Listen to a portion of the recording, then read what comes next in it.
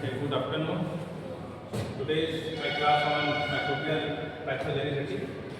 तो microbial pathogenicity का मतलब मैं पहले एक्सप्लेन कर देता हूँ। माइक्रोबियल पैथोजेनिसिटी का मतलब क्या होता है? जो डिजीज कॉज करते हैं।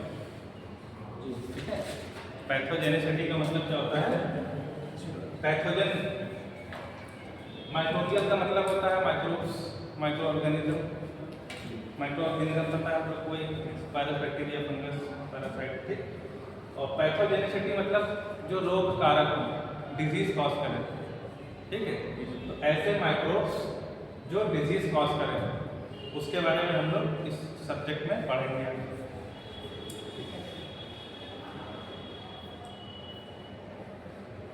तो animal and micro organisms relationship, अभी आगे इसकी डेफिनेशन भी बताता हूँ। तो animals and micro organism relationship कैसा है?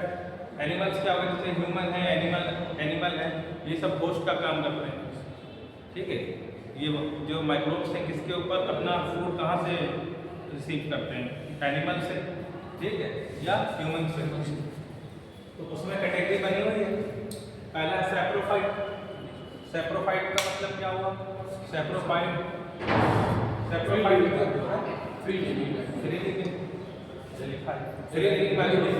लिविंग मतलब जो हमारे एनवायरनमेंट में पाए जाते हैं, सॉइल में, वाटर में। ठीक, वो डिजीज कॉज करते हैं। ज़्यादातर किस पे? डेड एंड डिकेड मैटर, सड़े गले खाने पे, ठीक, पानी में, खराब पानी में, कंटामिनेटेड वाटर में, कंटामिनेटेड फूड में। ठीक, कोई डेड बॉडी है जैसे किसी एनिमल की, ठीक है, तो उसके ऊपर भी पाए जाएंगे। ठीक है, तो वहाँ से क्या अपना फूड रिसीव करेंगे? सड़े गले पदार्थों पर, सड़े गले मैटर पर बैठते हैं, वहाँ से अपना खाना, फूड अपना वहाँ से रिसीव करते हैं, उन्हें सैप्रोफाइट बोलते हैं। ठीक है,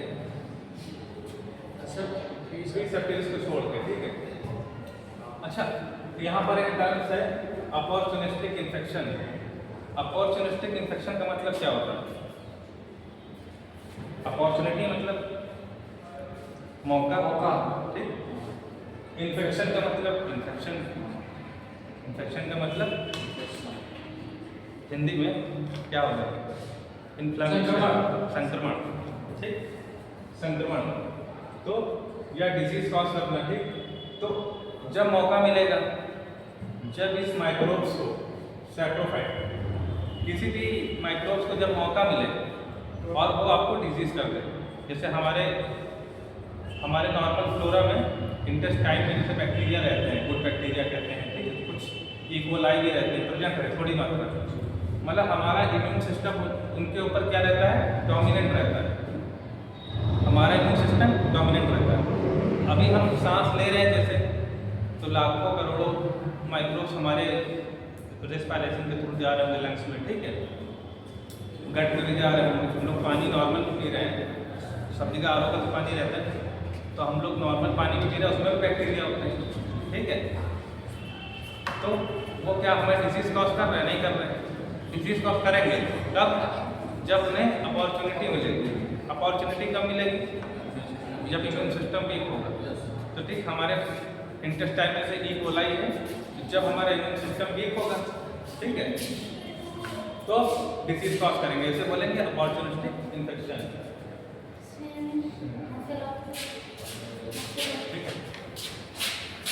तो सैप्रोफाइट आप लोग समझ गए। Parasite microbes establish and multiply in host. Parasite मतलब सब जीवित जानते हैं, दूसरे के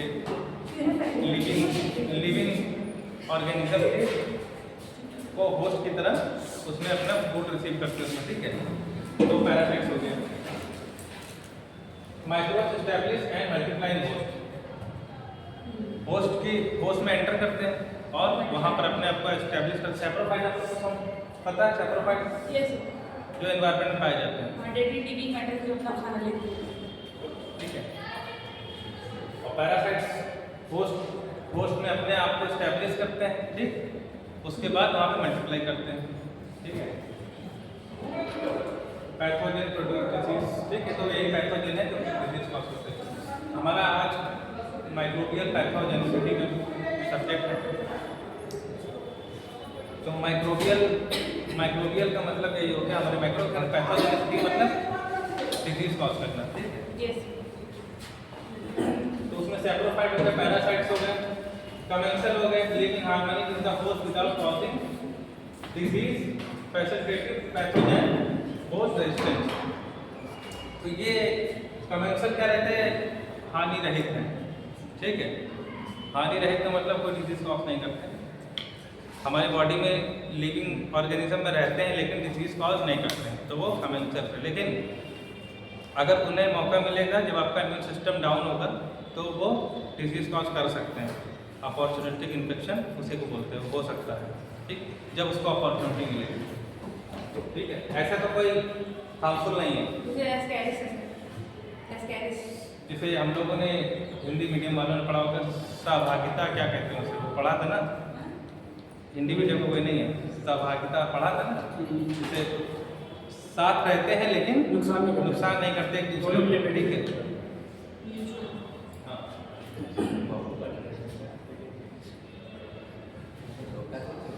ठीक है। होस्ट रेजिस्टेंस आगे एरो जब भी बनाओ तो डिक्रीज का होता है, ठीक है। जब रेजिस्टेंस क्या है हमारी बॉडी में, हमारी बॉडी का रेजिस्टेंस क्या है, इम्यूनिटी, ठीक है। इम्यूनिटी हमारी क्या करती है, पैथोजन को क्या करती है, रोकती है, रेजिस्ट करती है।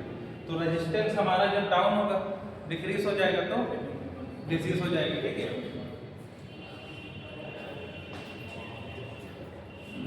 देखिए ये तो आप लोग को पता है लेकिन इसके बावजूद आगे, ठीक है। डिजीज डेफिनेशन में क्या है, डिजीज है इन्फेक्शियस डिजीज। डिजीज का मतलब क्या हो गया, एनी डेविएशन, ठीक है। डेविएशन मतलब टर्म, मतलब ट्रांसफॉर्म हो जाना, ठीक है। हाउ भी नॉर्मल रूप से एबनॉर्मल रूप में ट्रांसफॉर्म हो जाए, ठीक, बदल जाए। Any deviation from a condition of good health and wellbeing. तो गुड हेल्थ से, हेल्दी से अनहेल्दी में डेविएट होने को बोलते हैं डिजीज। और इन्फेक्शियस डिजीज क्या होता है, a disease condition caused by the presence of growth of infection microorganism और पैरासाइट्स। माइक्रोब्स और पैरासाइट्स बॉडी में एंटर करेंगे, मल्टीप्लिकेशन करेंगे अपना, तो वो उससे इन्फेक्शियस डिजीज बोला जाएगा, ठीक है। इन्फेक्शियस डिजीज का मतलब हेल्दी बीइंग से अनहेल्दी हो जाना, ठीक, तो वो डिजीज हो गया। इन्फेक्शियस डिजीज में क्या होता है, उसमें माइक्रोब्स इंक्लूड हो जाते हैं, तो इन्फेक्शियस डिजीज। इन्फेक्शन का मतलब माइक्रोब्स का मल्टीप्लिकेशन, ठीक।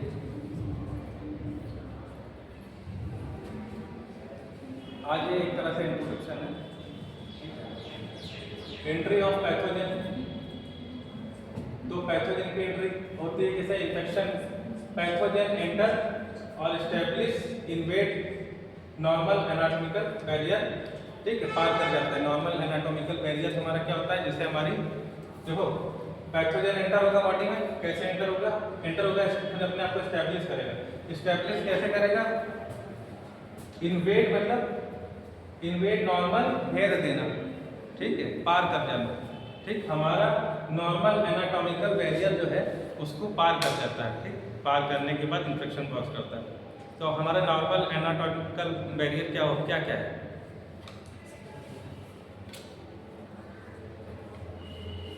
कौन कौन सी चीज़ें डिजीज होने से रोकती हैं, वो भी एक इम्यून सिस्टम का पार्ट है जो हमारा बैरियर है। जैसे आपने ब्लड ब्रेन बैरियर हम सुना होगा, BBB, ब्लड ब्रेन बैरियर, हमारे ब्रेन के अंदर भी बैरियर लगा हुआ है। जैसे पुलिस चौकी के बाहर रोड पे बैरियर लगा होता है ना, सारी पब्लिक एक साथ ना जाए, एक एक करके निकले, तो ऐसे भी हमारे बॉडी में बैरियर होते हैं। बैरियर मतलब रोकने वाले, इन्फेक्शन को रोकना। मेम्ब्रेन्स भी होती हैं, हमारी स्किन भी तो बैरियर है। अगर हमारी नॉर्मल स्किन पे अगर कोई माइक्रोब्स बैठता है तो इन्फेक्शन नहीं होगा, लेकिन अगर कट्स है, वुंड्स है, ठीक है, तो इसका मतलब बैरियर क्या है, ब्रेक है। अगर बैरियर ब्रेक होगा तो आसानी से माइक्रोब्स एंटर करेगा, तो हमारा बैरियर स्किन हो गया। हमारे अंदर की जो ये हो गई म्यूकस लेयर हो गई, ठीक, म्यूकस लेयर भी रोकती है। रिस्पायरेशन हमारे गट में, पूरे गट में ठीक, हमारे पूरे गट में क्या है, म्यूकस लेयर है। रिस्पायरेशन में, ट्रैकिया में, लंग्स में म्यूकस लेयर है सब जगह। तो ये क्या है, बैरियर का काम करती है, रोकती है माइक्रोब्स को एंटर करने से। ठीक है, ठीक है। मल्टीप्लाई इन्फेक्शन, तो वहाँ मल्टीप्लाई करेंगे हमारे बैरियर को पार करने के बाद, वहाँ पर मल्टीप्लाई करेंगे और इन्फेक्शन क्रॉस करेंगे। तो ये है हमारे lodgement and multiplication of pathogen in or on tissue of host infection disease. तो वही लॉजमेंट और मल्टीप्लिकेशन का मतलब वही है। ठीक है, बॉडी में एंटर करना और अपनी संख्या बढ़ाना, वही है। ठीक है, इन और ऑन टिश्यू पर या टिश्यू में। ठीक है, टिश्यू के आसपास सराउंडिंग को पैथोजन पहुंच सकता है, टिश्यू के अंदर भी जा सकता है। ठीक है, जैसे हमारा ब्लड, वो भी क्या है, बैरियर।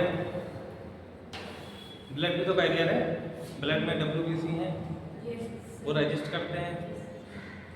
नॉर्मल ब्लड में जो नॉर्मली इन्फेक्शन माइक्रोब्स जाते हैं तो किल कर दिए जाते हैं WBC के द्वारा, लेकिन कुछ है जो किल नहीं हो पाते तो डिसीज कॉज करते हैं। ठीक है, हाँ, तो ब्लड ब्रेन बैरियर के बारे में बता रहा हूँ, पता है आपको कि नहीं? ब्लड ब्रेन बैरियर हमारे, जैसे किसी को नॉर्मली बैक्टीरिया नहीं पहुँच सकता है ब्रेन तक, ठीक, क्योंकि हमारा ये हेडक्वार्टर यहाँ तक, हेड ऑफिस है, यहाँ तक तो पहुँचना नहीं चाहिए। ठीक, क्योंकि प्रिंसिपल से हर कोई नहीं मिल सकता है, तो यहाँ पर हर इन्फेक्शन नहीं पहुँच सकता है। तो यहाँ पर अगर एंटर कर जा रहा है तो मतलब बहुत सीरियस इन्फेक्शन है, सीरियस कोई ऐसा माइक्रोब्स होगा वही जा सकता है, जैसे टेटनस, तो टिटेनाई का बैक्टीरिया है वो जा सकता है, क्योंकि वो उसमें कैपेबिलिटी है ब्लड ब्रेन बैरियर को क्रॉस करने की। BBB को क्रॉस कर जाता है, ठीक, एल्कोहल भी क्रॉस कर जाता है, सुना था, पढ़ा था ना, एल्कोहल क्रॉस कर सकता है ब्लड ब्रेन बैरियर को। ठीक है, जैसे हमारे ह्यूमन में होता है प्लेसेंटा, एक जैसे प्रेग्नेंट लेडी है उसके अंदर होता है प्लेसेंटा, तो प्लेसेंटा भी क्या है, वो भी बैरियर है, ताकि जो माँ को जो इन्फेक्शन हो वो बच्चे को ना होने पाए, तो प्लेसेंटा भी काम करता है बैरियर का। ठीक है, छोटे मोटे इन्फेक्शन को रोकता है। और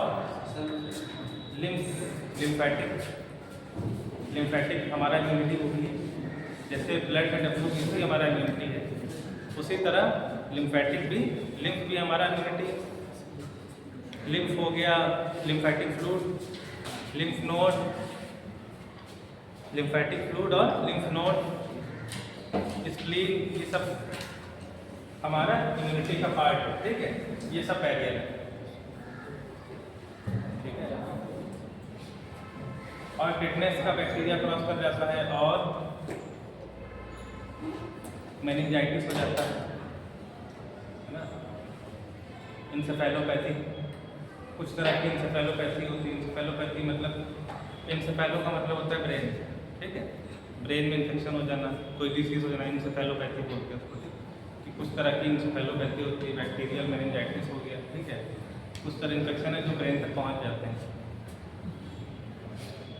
ठीक है, इन्फेक्शन हो गया, लॉजमेंट हो गया, उसमें बैक्टीरिया या माइक्रोब्स का मल्टीप्लिकेशन हो गया, उसने डिसीज कॉज कर दिया, और फिर उसके बाद कोलोनाइजेशन हो गया उसमें। लास्ट में जब जैसे किसी को इन्फेक्शन हुआ तो स्टार्टिंग में क्या हल्का हल्का बुखार आता है, हल्का फीवर आता है, पायरेक्सिया बोलते हैं। ठीक, पायरेक्सिया होता है, टेम्परेचर इंक्रीज होता है। ठीक है, लिथार्जी होती है, ठीक, थकान महसूस होती है। तो उस समय क्या होता है, जो माइक्रोब्स है वो इस्टेब्लिश कर रहे होते हैं अपने आप को, और जैसे जैसे मल्टीप्लिकेशन बढ़ता जाता है वैसे वैसे सीवियरिटी बढ़ती जाती है। ठीक है, तो colonisation, number of bacteria, colonisation का मतलब पढ़ाई आपने, नंबर ऑफ बैक्टीरिया, ठीक, कॉलोनी डेवलप करता है। पैथोजन एंटर्स, मल्टीप्लाई होता है, एंटर करता है, मल्टीप्लाई करता है, not invade elicit immune response. Elicit immune response बढ़ा देता है। ठीक है, बॉडी में जब भी माइक्रोब्स एंटर करेगा तो इम्यून रिस्पॉन्स होगा।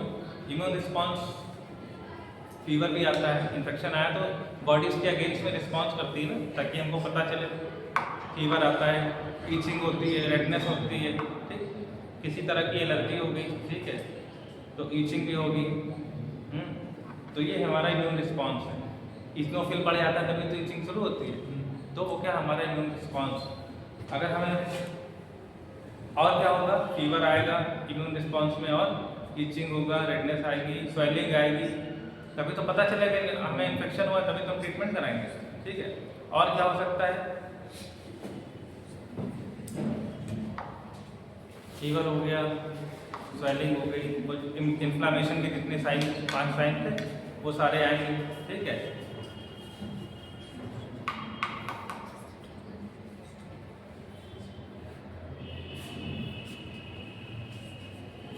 क्लासिफिकेशन ऑफ इन्फेक्शन थोड़ा बताते हैं आप लोग को। Acute infection versus chronic infection, पता है ना आप लोग को, एक्यूट इन्फेक्शन, क्रॉनिक इन्फेक्शन, इतना तो पता ही है कि क्रॉनिक जो ऑनसेट हो जाते हैं,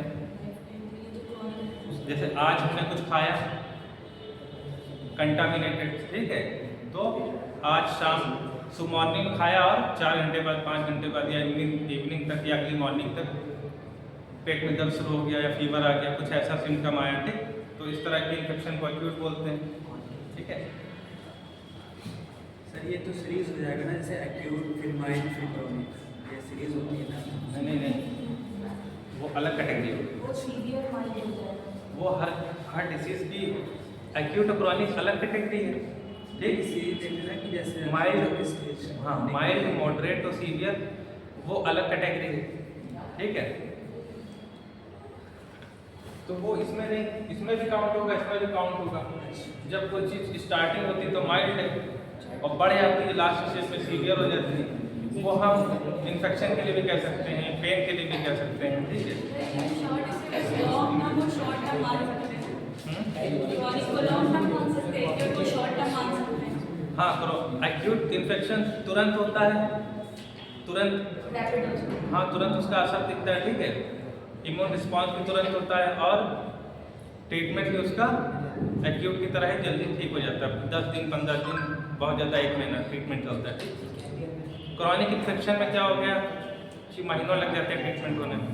एग्जाम्पल सब आप लोग जानते ही हैं, ट्यूबरकुलोसिस, ठीक, क्रॉनिक इन्फेक्शन है, तुरंत पता भी नहीं चलता है, पहले खांसी आती रहती है, ठीक है, कफ सिरप लेता रहता है, खांसी की दवा पुड़िया इधर से उधर से ले खाता रहता है, उसके बाद जब खांसी नहीं बंद होती है, ठीक है, तब रेफर किया जाता है, फिर एक्सरे होता है, फिर ब्लड टेस्ट होते हैं, सब पता चलता है।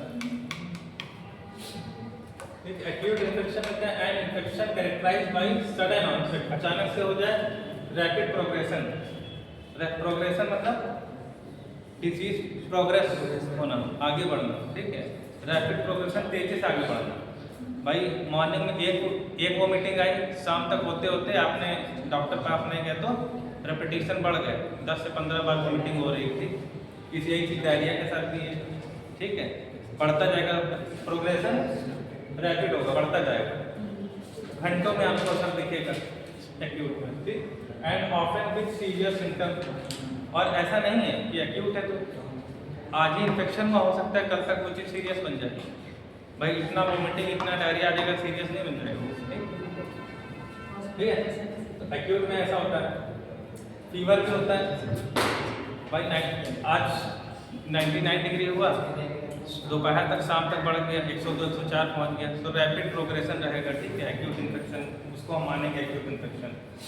अच्छा, ट्यूबरकुलोसिस का पेशेंट होगा, वो क्रॉनिक इन्फेक्शन में आएगा, उसमें क्या रहेगा, पेशेंट को बुखार आप देखो 102 104 नहीं जाएगा, लो ग्रेड फीवर रहेगा और मेंटेन रहेगा, एक परसिस्ट रहेगा, बना रहेगा। क्रॉनिक इन्फेक्शन में an infection characterised by delayed onset and slow progression, ठीक है, होगा धीरे धीरे धीरे, पता नहीं चलेगा, ठीक है, डिलेड ऑनसेट होगा, ठीक, और प्रोग्रेशन भी स्लो रहेगा, ठीक, सिम्टम उसके 15 दिन पे, महीने भर पे धीरे धीरे बढ़ते जाएंगे, ठीक। Primary infection versus secondary infection, ये एक तरह का पूरा एक तरह से कंक्लूजन में बताता चल रहा हूँ। उसके बाद एक एक स्टेप एक एक लेक्चर अलग अलग मैं बताऊंगा, ठीक है। प्राइमरी इन्फेक्शन और सेकेंडरी इन्फेक्शन क्या होता है? Primary infection and infection that develop in an otherwise healthy individual. Secondary infection and infection that develop in an individual who is already infected with the recent pathogen, ठीक है। जो an infection that develop in an otherwise healthy पहली बार freshly पहली बार fresh infection उसका हुआ है, ठीक है। जैसे टाइफाइड हो गया, टाइफाइड हो गया। मान टाइफाइड बताने में आसानी रहती है क्योंकि हमें लगता है कि कोई ऐसा नहीं होगा जिसमें टाइफाइड नहीं हुआ होगा या इन फ्यूचर में होगा, क्योंकि वो कंटामिनेटेड फूड तो खाएगा ही खाएगा, ठीक है। तो हर इंसान का एक ना एक बार तो होगा, कहीं ना कहीं तो टाइफाइड कहीं ना कहीं तो फंसेगा, कहीं ना कहीं चाट पकौड़ी तो खाएगा और फंसेगा, ठीक है। बतासा कुछ नहीं तो बतासे के पानी तो पिएगा तो पक्का होगा, ठीक है। ठीक है। तो secondary infection an infection that develops in an individual who is already infected with a different pathogen. मान लो उसको टाइफाइड था, उसको पीलिया भी हो गया, ठीक है। उस तरह का सेकेंडरी इन्फेक्शन भी हो जाएगा, क्योंकि एक इन्फेक्शन हुआ तो पहला इन्फेक्शन हुआ क्यों उसको? क्योंकि इम्यून सिस्टम उसका वीक था, और जब उसका इम्यून सिस्टम वीक है तो उसको दूसरा इन्फेक्शन होने में टाइम थोड़ी ना लगेगा, ठीक। क्योंकि एक तो इम्यून सिस्टम उसका वीक था, डिजीज हो गई और इन्फेक्शन और उसका इम्यून सिस्टम लो हो गया, क्योंकि उसमें माइक्रोफाज में और जो WBC उसमें फाइट चल रही है ना, जो प्राइमरी इन्फेक्शन हुआ है उसमें ऑलरेडी फाइट चल रही है, ठीक है। WBC से कुछ WBC किल भी होंगे उसमें, तभी जो सेकेंडरी जो दूसरा इन्फेक्शन है उसको चांस मिल जाएगा बॉडी में एंटर होने का, ठीक। सेकेंडरी इन्फेक्शन भी हो जाएगा, ठीक है।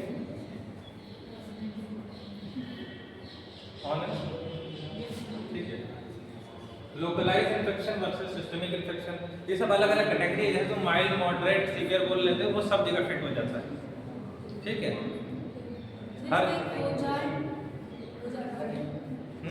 एक क्लासिफिकेशन ऑफ इन्फेक्शन का एक फ्लो चार्ट नहीं है? फ्लो चार्ट दिया, चीज़ें अलग अलग है ना। फ्लो चार्ट जब बनता है जब एक दूसरे, हाँ बनाया जा सकता है, ठीक है। फ्लो चार्ट भी अवेलेबल कर दूँगा, ठीक है, तो दे दूँगा फ्लो चार्ट। ऐसे अलग अलग समझने में पिछला जैसे भूल गए,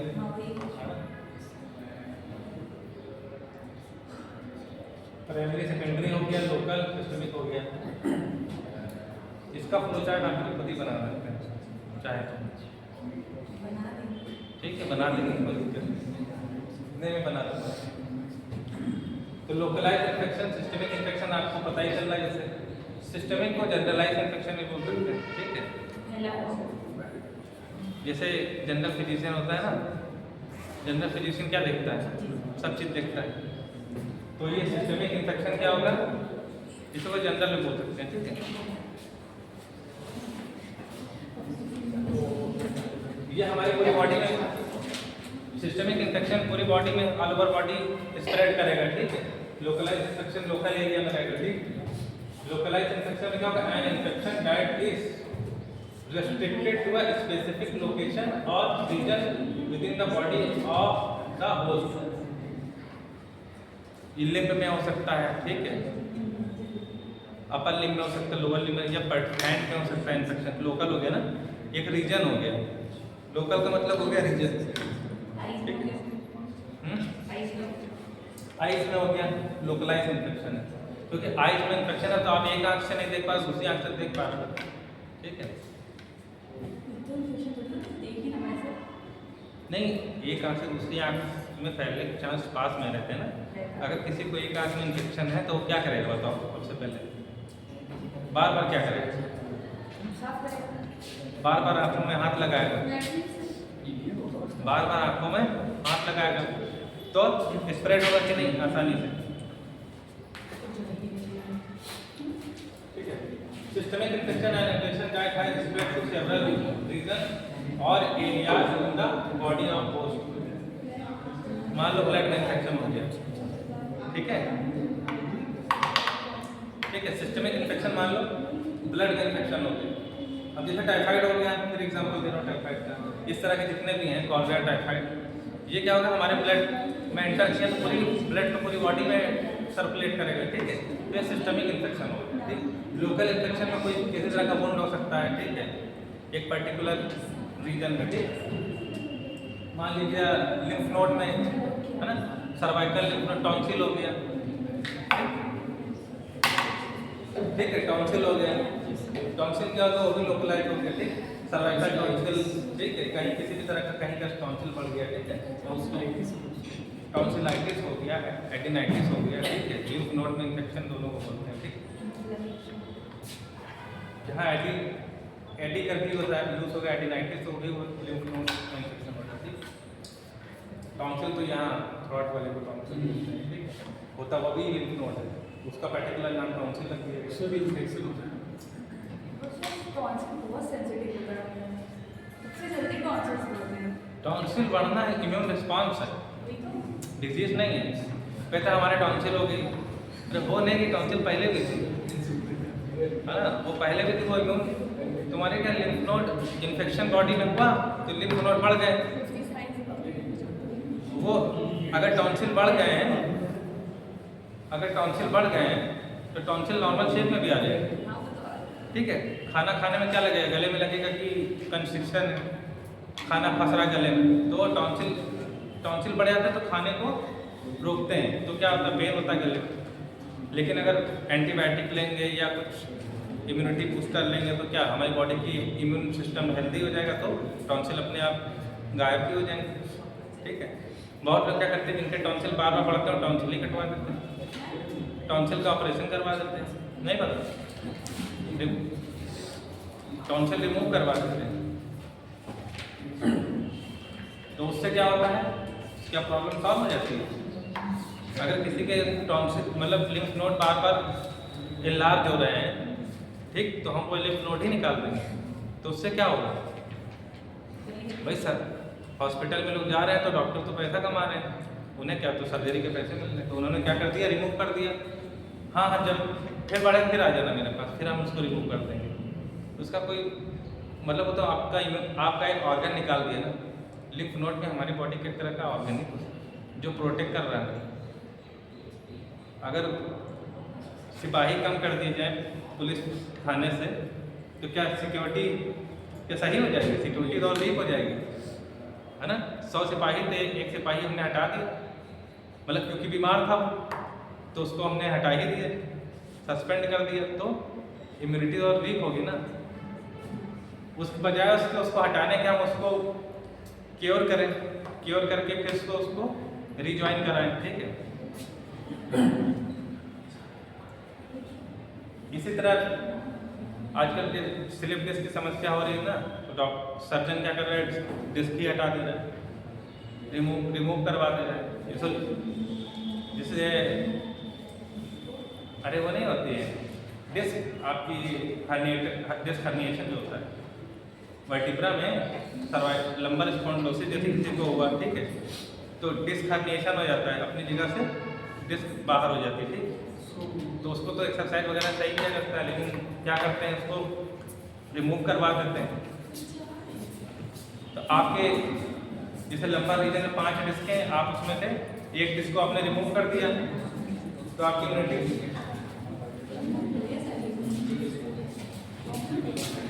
चलो समझ में आ गया ना। सिस्टमिक इन्फेक्शन जैसे ब्लड में इन्फेक्शन है, ठीक है, और लोकलाइज इन्फेक्शन लोकल इन्फेक्शन है एक पर्टिकुलर एरिया में, ठीक।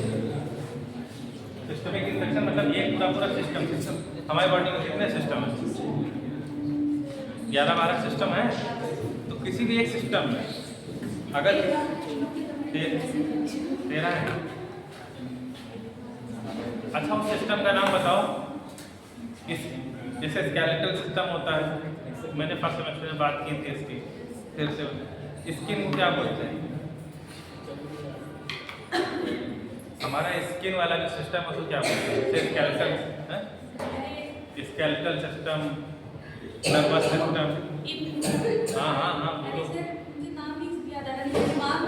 क्या चीज, स्किन हमारा कौन सा सिस्टम है, जैसे हार्ट हमारे इंटीग्रेटेड सिस्टम, हाँ इंटेक्टोमेट्री सिस्टम, ठीक है। अब ये भी कैटेगरी है, ठीक है।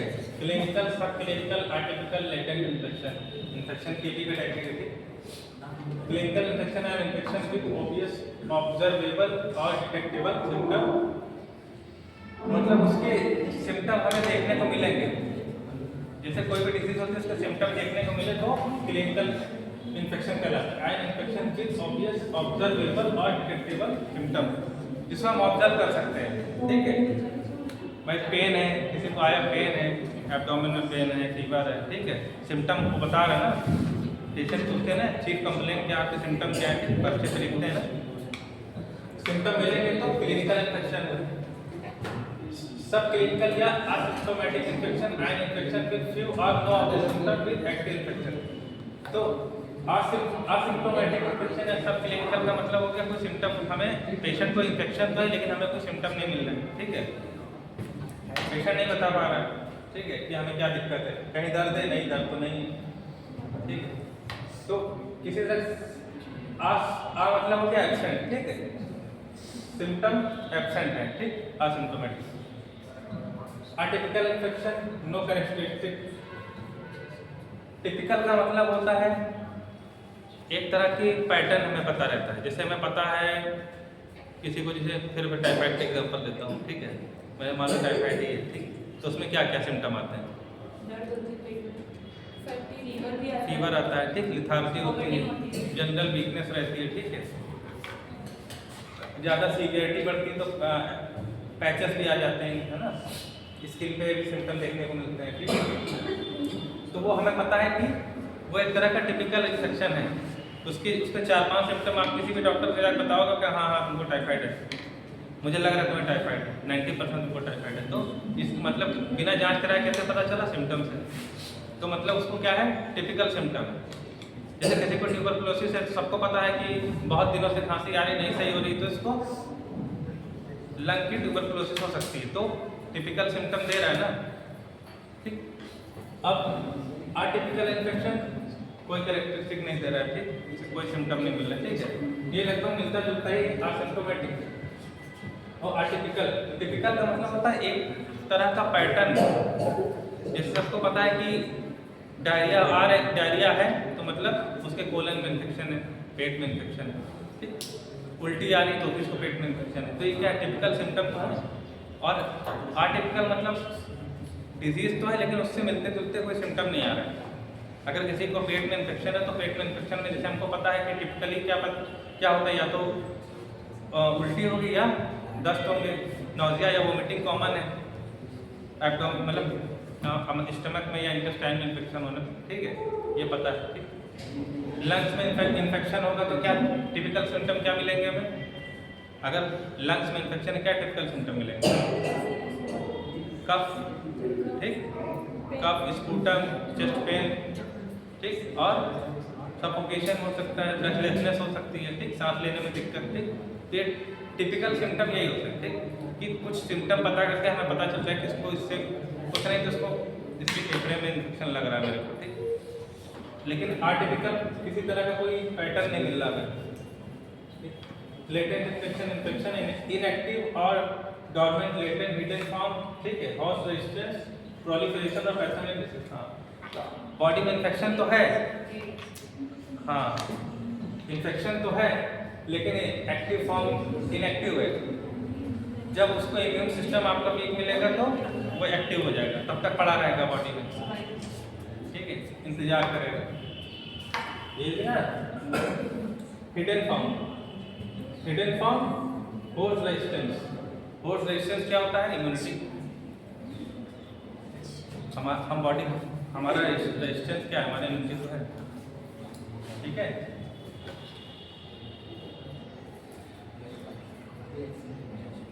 अब ये लास्ट में ये बता देता हूँ अपॉर्चुनिटी इन्फेक्शन, इसके बाद हमारा लेक्चर आज का खत्म होगा, ठीक। अपॉर्चुनिटी इन्फेक्शन मैंने बताया था, अपॉर्चुनिटी मिलेगी तभी इन्फेक्शन होगा। किसको अपॉर्चुनिटी मिलेगी? माइक्रोब्स को, ठीक, बैक्टीरिया को, फंगस को, किसी को भी, ठीक। And infection caused by micro organism. ऐसा इन्फेक्शन जो माइक्रो ऑर्गेनिज्म की वजह से होता है that are commonly found in the host environment. Host environment मतलब हम ह्यूमन या एनिमल, ठीक, उसके अंदर का एनवायरनमेंट, होस्ट का एनवायरनमेंट एब्डोमेन में हो सकता है ना, इंटेस्टाइन में। इंटेस्टाइन क्या है? एनवायरनमेंट है उसके लिए। ठीक? क्या होता है? Commonly found in host environment. जैसे ई कोलाई हमारी इंटेस्टाइन में प्रेजेंट है, होस्ट के नॉर्मली प्रेजेंट होता है। ठीक है, this term is often used to refer to infection caused by organism in the normal flora. Normal flora मतलब नॉर्मल कंडीशन, हमारे गट में नॉर्मली जैसे कुछ बैक्टीरिया पाए जाते हैं, ठीक है, और कुछ ई कोलाई और इस तरह के बैक्टीरिया पाए जाते हैं जिससे हमें कोई कमेंसल बोलते हैं, जिससे ना कभी ना कोई नुकसान है ना कोई फायदा। लेकिन जब इम्यून सिस्टम जैसे ही हमारा डिक्रीज होगा तो ये अपॉर्चुनिटी इसको मिल जाएगी बॉडी में मल्टीप्लाई करने का। अभी कम नंबर में तो बॉडी हमारा उसको बियर कर ले रहा है, लेकिन जैसे जैसे वो मल्टीप्लाई करने लगेंगे, कम मल्टीप्लाई करेंगे क्योंकि WBC उनको बढ़ना ही नहीं दे रहा है। हमारा इम्यून सिस्टम में WBC उसको बढ़ना ही नहीं दे रहा है, रोके रखे। तो जैसे इम्यून सिस्टम वीक होगा WBC कम हो जाएंगे। ठीक है, WBC मान लो कितने 4000 से 11000 के बीच में होते हैं, अब वो मान लो 2000 हो गए, WBC वीक हो गए, BLC कराया तो उसमें फिर तो मल्टीप्लाई करना शुरू कर देंगे, तो अपॉर्चुनिटी मिल जाएगी वही थी। ठीक है, आज का लेक्चर थैंक यू सर।